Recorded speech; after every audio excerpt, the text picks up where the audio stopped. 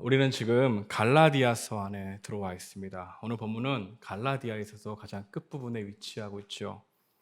바울은 편지를 마무리하면서 두 가지를 강조합니다. 첫 번째로 거짓 교사들의 헛된 자랑을 멀리하라. 그리고 두 번째로 항상 십자가를 자랑하라고 말하고 있는 것이죠. 이런 문맥에 따라 오늘 본문의 키워드는 자랑 그리고 십자가입니다. 그래서 제목도 자랑스러운 십자가라고 붙였습니다. 십자가를 자랑해야 된다는 메시지는 낯설지 않습니다. 너무나 많이 들었던 주제입니다. 혹시 여러분들도 이 자리에 앉아서 이렇게 생각할 수도 있습니다. 또 십자가야? 또 예수님 이야기야? 라고 말이죠. 대부분 우리들이 설교를 들을 때는 새로운 인사이트나 처음 들은 흥미로운 이야기, 감동적인 이야기, 내 마음에 용기를 주는 이야기, 나의 신학적인 지식에 도움을 주는 이야기를 원하기도 하죠. 십자가와 같은 주제는 주기적으로 고난주간에 집중적으로 듣기 때문에 조금은 알고 있다고 생각하여 진부하게 느껴지는지도 모르겠습니다. 잘 알고 있다고 생각하면 말씀이 잘 들리지 않기 마련입니다. 그런데 곰곰이 생각해보면 십자가의 메시지를 들어서는 잘 알고 있지만 실제적으로 십자가가 나의 자랑이 되는지는 다른 문제라는 것이죠. 여러분 지난 한 주를 뒤돌아보십시오. 여러분 지난 한 주에 십자가를 자랑하셨습니까? 십자가가 여러분에게 가장 자랑거리였습니까? 많은 사람들이 십자가를 자랑해야 한다는 메시지를 자주 들어서 익숙하지만 실제적으로 왜 자랑해야 하는지 그 이유는 명확하게 모르는 것 같습니다. 사실 십자가를 자랑해야 합니다. 이렇게 말할 필요가 없죠. 왜냐하면 십자가는 자랑할 수밖에 없는 우리 인생의 결정적인 문제인 죄의 문제, 하나님과 관계의 단절 문제, 죽음의 문제를 해결한 기쁜 소식이기 때문입니다. 십자가는 절기에만 강조하는 하나의 사건이 아니라 날마다 하나님 앞에서 새롭게 나아갈 힘을 주기 때문에 계속해서 붙들어야 될 것이 바로 십자가라고 말할 수 있는 것이죠. 이러한 사실을 알면서도 바울은 갈라디아서를 마무리하면서 십자가 외에 결코 자랑할 것이 없다고 말합니다. 그렇다면 어떤 의미로 바울은 십자가 외에 결코 자랑할 것이 없다고 말하고 있는 것일까요? 그리고 십자가를 자랑하는 것과 우리의 신앙생활은 어떠한 연관이 있을까요? 오늘 말씀을 통해서 그 의미를 상고해 보고자 합니다. 갈라디아 교회 안에는 거짓 교사들이 있었습니다. 거짓 교사들은 자칭 그리스도인이라고 말하는 교사들이었죠. 교회 안에 있으면 거짓 교사나 참 교사나 잘 드러나지 않습니다. 다른 복음을 전하면서 바른 복음을 전하고 있다고 착각하는 사람들이었죠.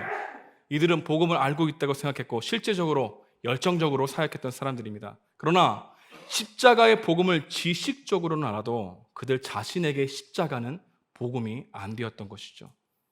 그들은 유대교에 있다가 나온 사람들을 무서워했습니다. 좀 두려워했고 부담스러워했지요. 도전과 갈등에 불편해했습니다.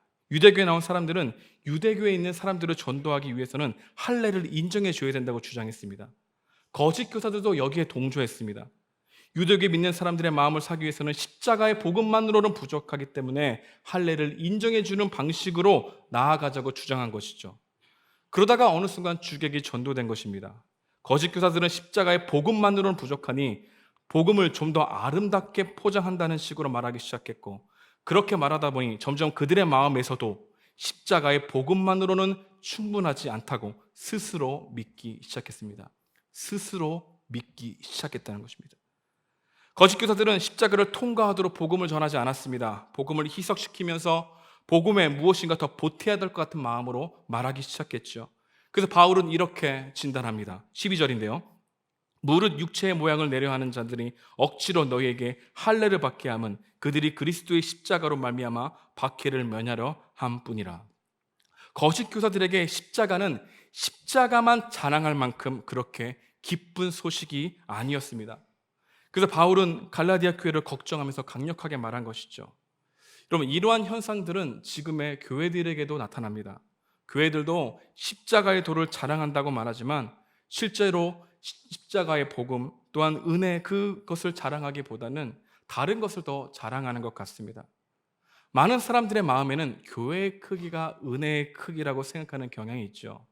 그래서 전도할 때에도 예수님을 이야기하고 십자가를 통해서 주는 의미를 말하기보다 교회의 규모와 사이즈, 목사님의 설교가 좋다더라, 아이들에 위한 프로그램을 전면에 내세우기도 합니다.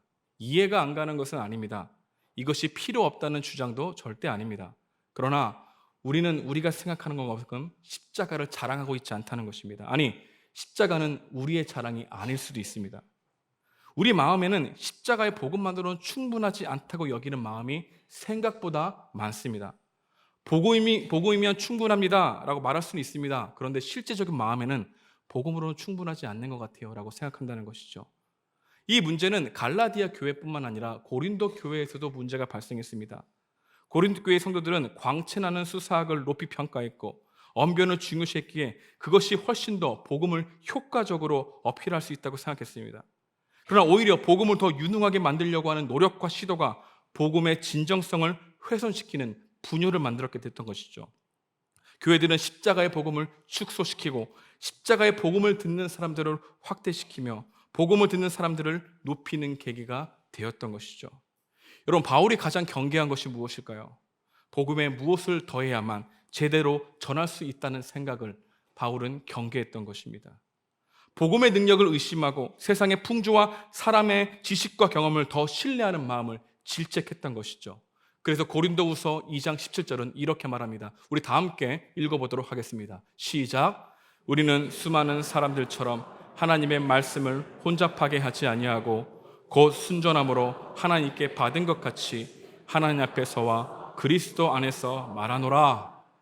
우리는 하나님의 지혜를 간절히 구하지도 않으면서 복음만으로는 안 될 것 같은 생각으로 하나님께서 허락하신 적이 없는 대안들을 손에 쥐어야만 비로소 안심할 것 같은 생각을 하는 습관들이 있습니다. 십자가가 자랑이 안 될 때 이러한 현상이 나타나죠. 주차장이 있어야 교회가 된다. 역세권의 교회가 있어야 된다. 교회에 유력한 사람들이 있어야 된다고 생각합니다. 십자가 외에 다른 부수적인 것들을 더 자랑하다가 십자가를 축소시킨 것이죠. 복음의 본질을 흔들리게 만들었습니다. 복음이 사람들을 변화시킬 것이라는 믿음보다 환경이 좋아야 변화될 것이라는 마음을 더 믿었던 것이죠.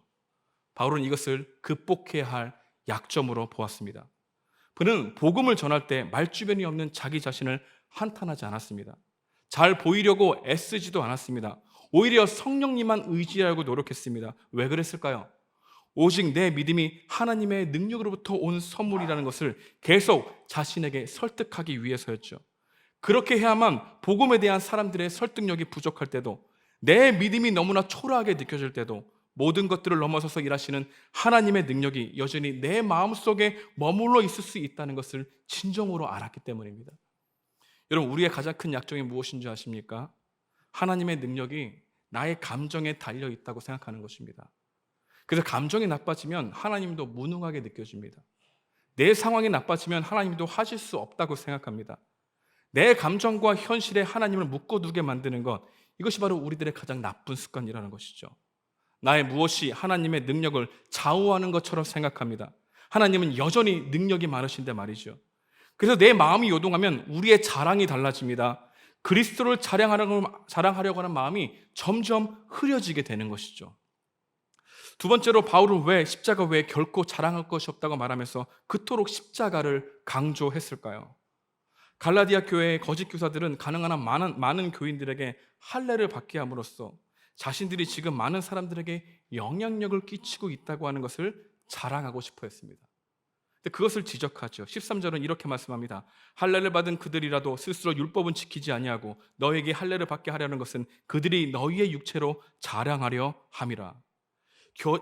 거짓 교사들에게는 할례 받은 숫자가 중요했습니다. 숫자가 중요해지자 공로의식이 생겨나고, 공로의식이 생겨나자 특권의식이 생겨나고, 특권의식이 생겨나자 자신이 공동체에서 무엇이나 되는 것처럼 생각했던 것이죠. 결국 예수님을 자랑한다고 했는데 나중에 보니까 자기를 자랑하는 존재가 되어버린 거짓 교사들을 볼 수 있었다는 것이죠. 근데 그들은 그 누구도 거짓 교사라고 얘기하지 않았다는 겁니다.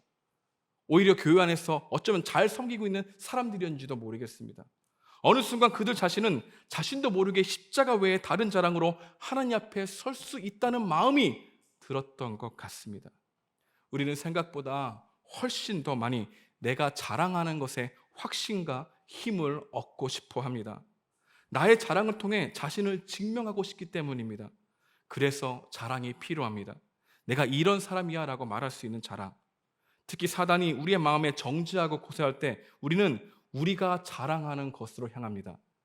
그러므로 이렇게 말할 수 있습니다. 나는 좋은 아빠야. 나는 교회에서 열심히 직분자로 섬기고 있다고. 나는 세상 사람들과 다르게 살려고 많은 노력을 했어. 여러분, 그러나 여러분이 만약 이렇게 말한다면 사단은 늘 우리의 마음을 가지고 놀 것입니다. 왜냐하면 우리의 의는 누더기이기 때문입니다. 우리의 의는 허약하기 때문입니다. 우리의 의는 구멍투성이기 때문입니다. 예수님이 베풀어 주신 십자가의 은혜와 사랑에 확신하지 못하면 우리는 나에게 확신을 주는 다른 것을 자랑하게 됩니다. 왜 바울이 그토록 강하게 십자가 외에 결코 자랑할 것이 없다고 말했을까요? 십자가를 자랑하지 않으면 다른 것을 자랑하기 때문입니다. 십자가의 사랑이 내가 살아가는 상황과 현실과 오늘의 삶에 아무런 영향을 주지 않는다면 반드시 우리는 십자가가 아닌 다른 것을 자랑으로 삼으려고 할 것입니다. 그리고 동시에 십자가는 점점 허황되고 대책 없고 미련하게 보려고 하는 세상의 관점에 심정적으로 동의하게 될 것입니다. 그렇게 되면 십자가를 제외한 다른 것을 다 자랑하게 되는 거죠. 그 자랑도 가지각색입니다. 그러나 노골적으로 자랑은 하지 않습니다. 겸손해야 한다는 것을 이용하고 자신을 은근히 높이는 방식으로 드러내기를 좋아하는 우리의 마음이 있기 때문입니다. 우리는 우리가 생각할 때 스스로 자랑할 것이 없고 내세울 것이 없다고 느끼면 좀처럼 삶을 잘 살아가지 못하는 모습이 있습니다. 많은 청년들이 대학 졸업이 다가오면 취직에 대한 스트레스가 심합니다. 당연히 그렇습니다. 그런데 취직이 안 되고 점점 취업 준비가 길어지면 길어질수록 나의 존재에 대한 회의감이 들기 시작합니다. 그래서 사람들을 만나는 것도 힘들어하죠. 만나서 이야기하는 주제가 취업과 관련되어 있는데 취직을 못하면 나라고 하는 존재가 어떻게 표현할지 몰라서 당당할 수 없기 때문에 숨고 싶은 마음이 큰 것입니다.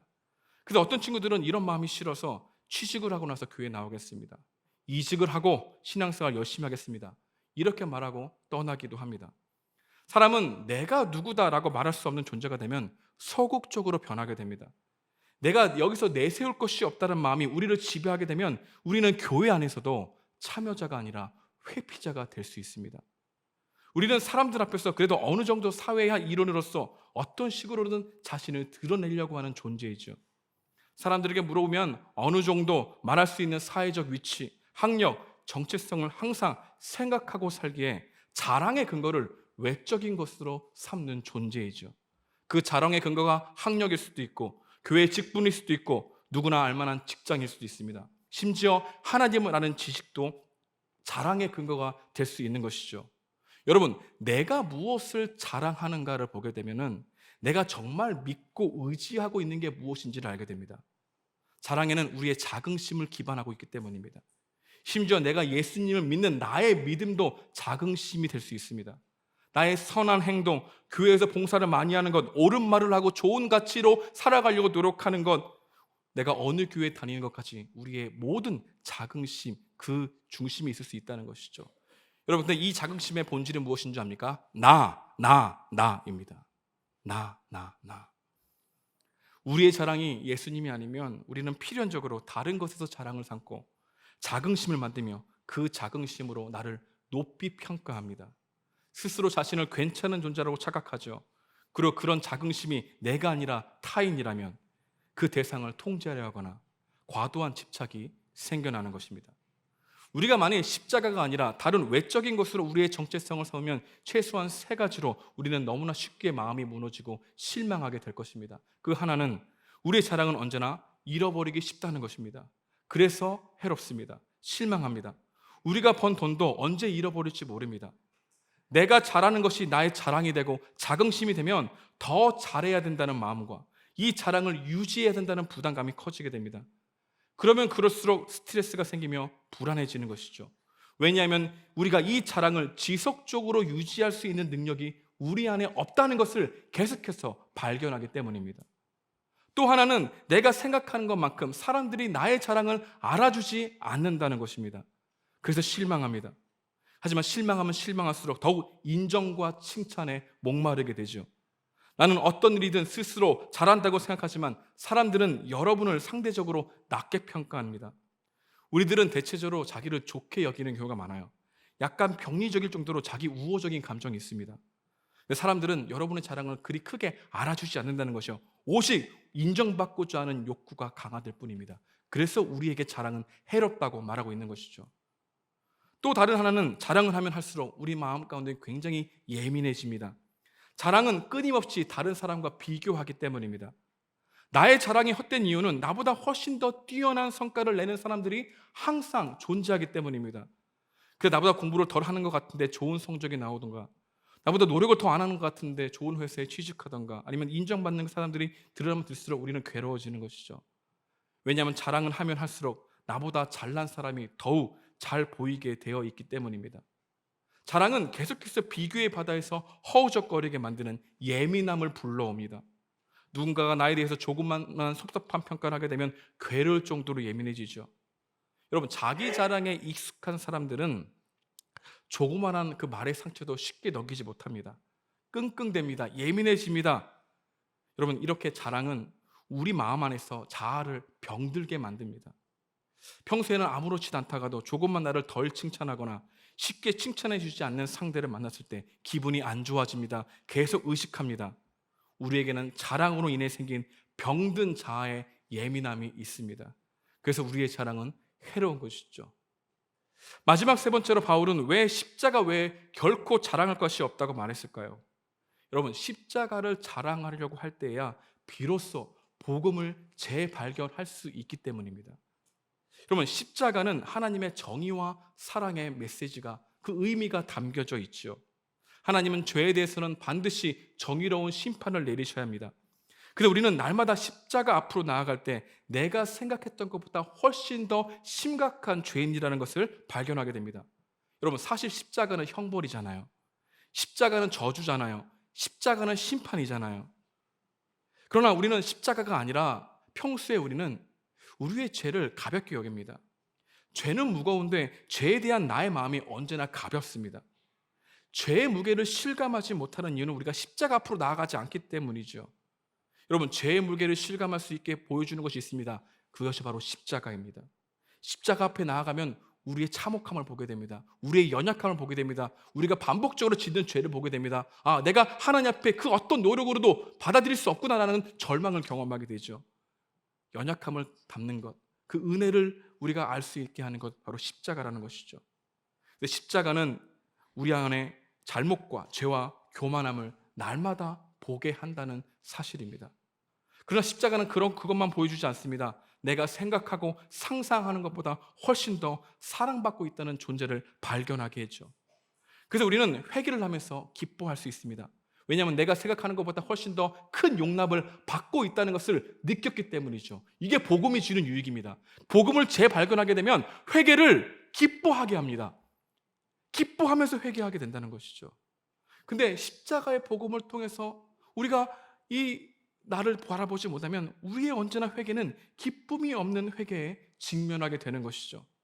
여러분, 기쁨이 없는 회개는 절망을 낳습니다. 내가 죄인이라는 것만 느끼고 나를 사랑하시는 은혜를 누리지 못한다면 우리는 두려움에서 비롯하여 회개하게 될 것입니다. 그리고 어떠한 두려움에 비롯한 회개는 어느 순간 자기 연민이 되어버립니다. 두려워서 회개한다면 죄 그 자체를 미워하는 법을 배우지 못합니다. 죄를 사랑하는 마음도 사라지지 않습니다. 오직 스스로의 노력으로 죄를 억제하려고 하는 노력만 남게 됩니다. 여러분, 그 결과는 어떨까요? 절망과 수치와 부끄러움이 나를 지배하게 되는 것입니다. 그러나 십자가는 심판받아야 마땅한 우리의 죄만 드러내지 않습니다. 예수님이 대신 피 흘려주신 은혜의 소식도 함께 전해주죠. 그 십자가는 우리에게 이 기쁜 소식에 감격하여 회개하게 합니다. 여러분은 회개할 때 기쁩니까? 아니면 여러분은 회개할 때 인상을 찡그리십니까? 우리가 회개할 때 얼굴을 찡그리고 있다면 죄를 미워해서가 아니라 반복해서 죄를 짓는 자신을 미워해서가 아닐까요? 우리의 마음에는 나에게 기회를 주면 다시 같은 실수를 반복하지 않을 수 있다는 자신감이 넘쳐납니다. 자신을 높이 평가하는 거죠.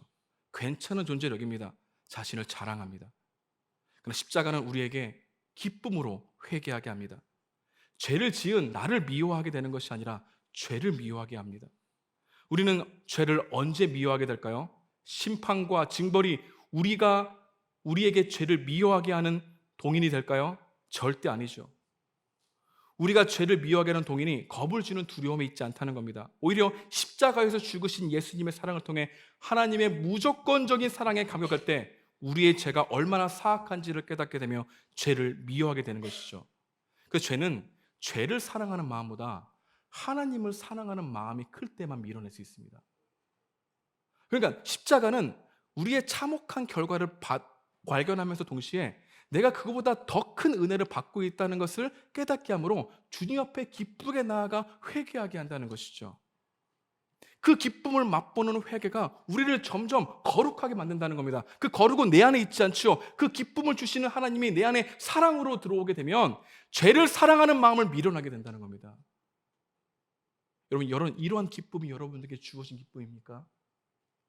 그렇지 않다면 우리는 계속해서 십자가는 고통스러운 면만 보게 될 겁니다. 계속 죄를 회개하는데 부담감만 있을 겁니다. 기쁨으로 회개하려고 하는 마음이 없을 겁니다. 왜요?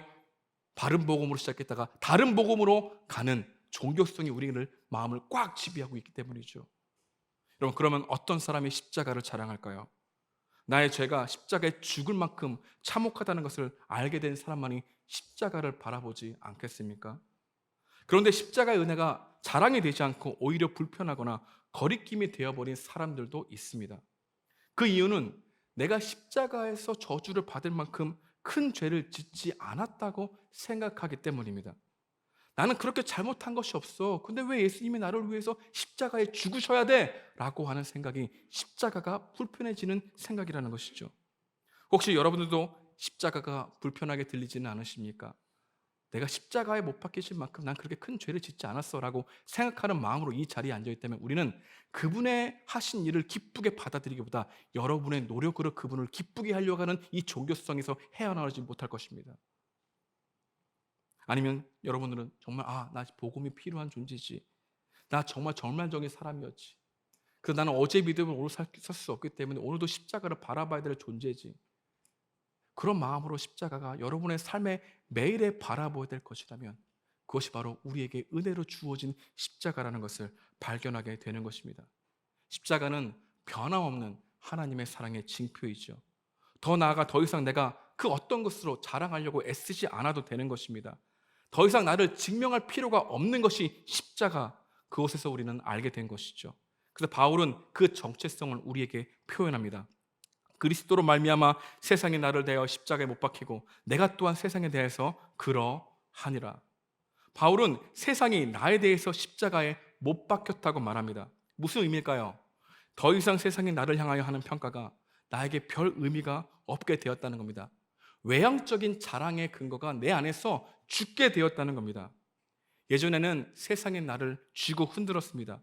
세상은 굉장히 나에게 강력했습니다. 세상이 나에 대해서 평가할 때 나는 너무나 고통스러워했습니다. 반면에 세상이 나를 칭찬할 때는 모든 것을 얻은 것처럼 기뻐했습니다. 그러나 이제는 아무것도 내 마음을 흔들지 못한다는 것이죠. 하나님이 나를 사랑하시고 용납하셨다는 것이 궁극적인 은혜의 소식이 문자적으로 들린 게 아니라 실제적으로 내가 들어서 알게 되었기 때문입니다. 복음을 통과하지 않고서는 예수 그리스도의 십자가가 크게 보이지 않는다는 것입니다. 여러분, 복음을 문자적으로 믿지 않고 정말 실제적으로 나에게 복음이 필요하지 하면서 동시에 그 은혜의 사랑에 감격하는 그런 일들이 여러분 매일매일 있습니까? 그러기 위해서 우리가 내가 연약하다는 것을 직면할 수 있어야 됩니다. 근데 회개하고자 하는 마음이 기쁨이 아니라면 우리는 이것을 직면하고 싶어 합니다. 다른 자랑거리로 덮어버리고 싶어 하죠. 그게 우리의 죄성입니다. 그래서 바울은 결코 십자가 외에는 다른 것을 자랑하지 않겠다라고 했을 때 우리는 본능적으로 십자가가 아닌 다른 것을 자랑으로, 우리의 근거로 삼으려고 하는 것 때문인 것이죠. 말씀을 적용하기 원합니다. 오늘 우리에게 주시는 메시지는 무엇일까요? 첫 번째로 내가 자랑하는 것이 무엇인지를 묵상해 보라는 것입니다. 나의 자랑이 예수님이 아니면 우리는 다른 것들로 삶의 안전과 의미를 찾고 있는 것입니다. 여러분은 무엇을 자랑하십니까? 여러분, 그리스도인은 어떤 존재일까요? 자랑이 바뀐 존재입니다. 모든 종교는 우리 자신을 자랑하게 하지만 복음은 예수님의 십자가를 자랑하게 됩니다. 우리가 자랑하고 의지하고 확신해야 될 분이 누구죠? 예수 그리스도입니다. 우리 그리스도인들은 생명을 없는 걸 자랑하지 않습니다. 나를 구원하지 못하는 걸 자랑하지 않습니다. 생명을 주고 구원하신 예수 그리스도의 십자가가 크게 느끼는 사람은 생명 그 자체가 얼마나 귀한지를 알게 되었기 때문인 것이죠. 두 번째로 오늘 우리에게 주시는 메시지가 있다면 나의 자랑으로 나의 결핍을 가리려고 하는 모습이 없는지 점검하라는 것입니다. 나를 드러내고 싶은 마음이 크면 클수록 내면이 병들어 있는 것입니다. 자랑하는 마음의 뿌리는 열등감에 닿아 있는 경우가 많아요.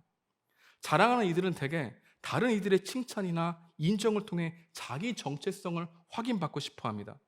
그래서 사람들은 자기가 중요한 사람이라는 것을 증명하기 위해서라도 남이 갖지 못한 것을 가져 자랑하고 싶어 하죠.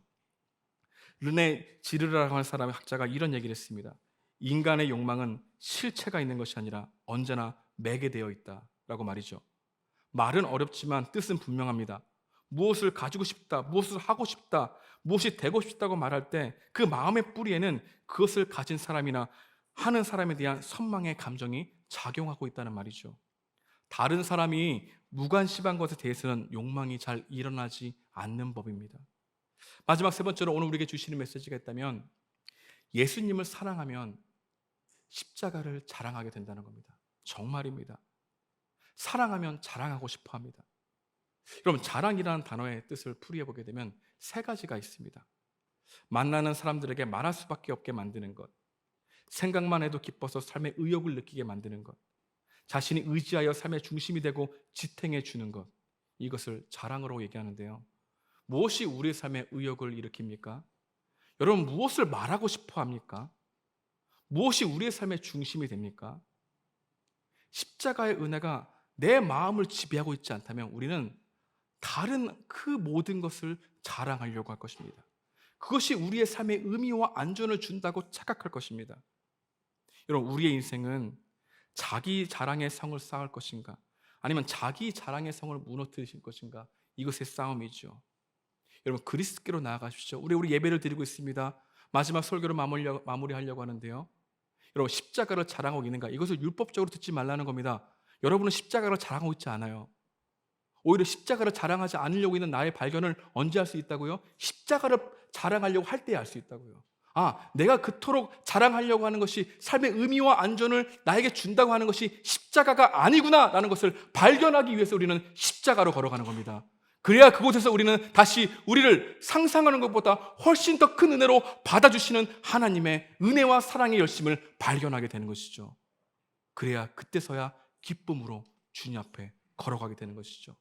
여러분, 이러한 삶은 그냥 우리가 구원받을 때만 하는 삶이 아닙니다.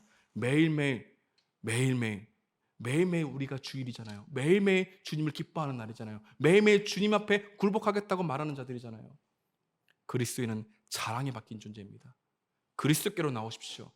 그분이 여러분들을 기뻐하게 하며 여러분을 회개 앞에 나아가게 할 것이며 십자가의 은혜가 얼마나 감격스러운지 깨닫게 될 것입니다. 예수 그리스도로 나가는 여러분과 제가 되길 주님의 이름으로 축복드립니다.